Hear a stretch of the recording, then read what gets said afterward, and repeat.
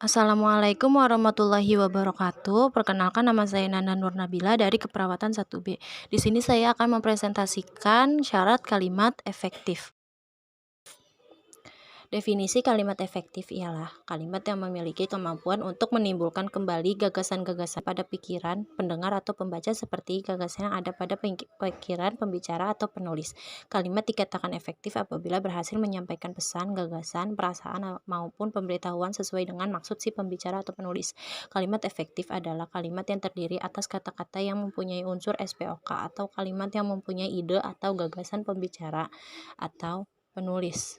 Kemudian syarat kalimat efektif ada 8. Yang pertama, kesatuan gagasan. Yang kedua, kepaduan. Yang ketiga, kesejajaran. Yang keempat, kehematan. Yang kelima, penekanan. Yang keenam, variasi. Yang ketujuh, logika. Dan yang terakhir, pilihan kata. Yang pertama, kesatuan gagasan. Kalimat harus memiliki gagasan yang jelas. Tidak memiliki kesatuan gagasan karena kalimat terlalu panjang, fungsi kata tidak jelas, penggunaan preposisi tidak tepat.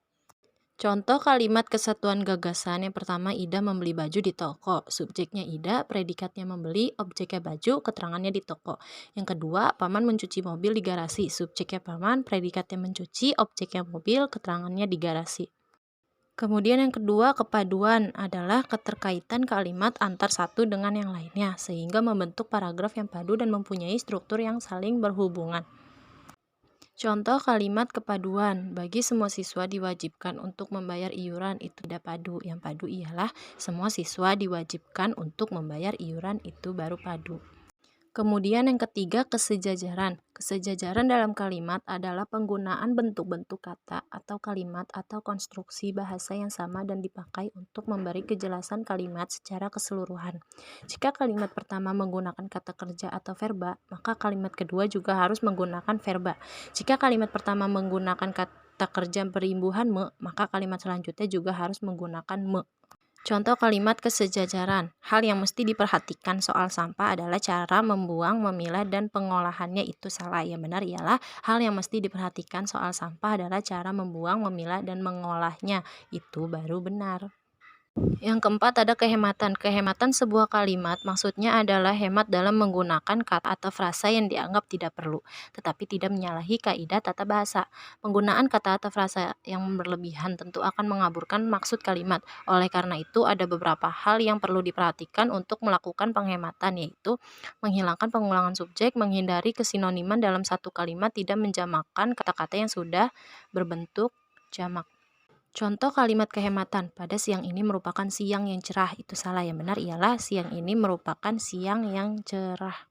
Kemudian yang kelima, penekanan. Penekanan dalam satu kalimat adalah upaya pemberian aksentuasi, pemusatan perhatian pada salah satu unsur atau bagian kalimat agar unsur atau bagian kalimat yang diberi penegasan atau penekanan itu lebih mendapat perhatian dari pendengar atau pembaca. Dalam penulisan ada berbagai cara untuk memberi penekanan pada kalimat, antara lain dengan cara pemindahan letak frase dan mengulangi kata-kata yang sama. Terkadang variasi dibutuhkan agar sebuah tulisan tidak membosankan, misalnya dengan memadukan kalimat aktif dan pasif, kalimat tunggal dan majemuk, dan bisa juga menggunakan kalimat inversi.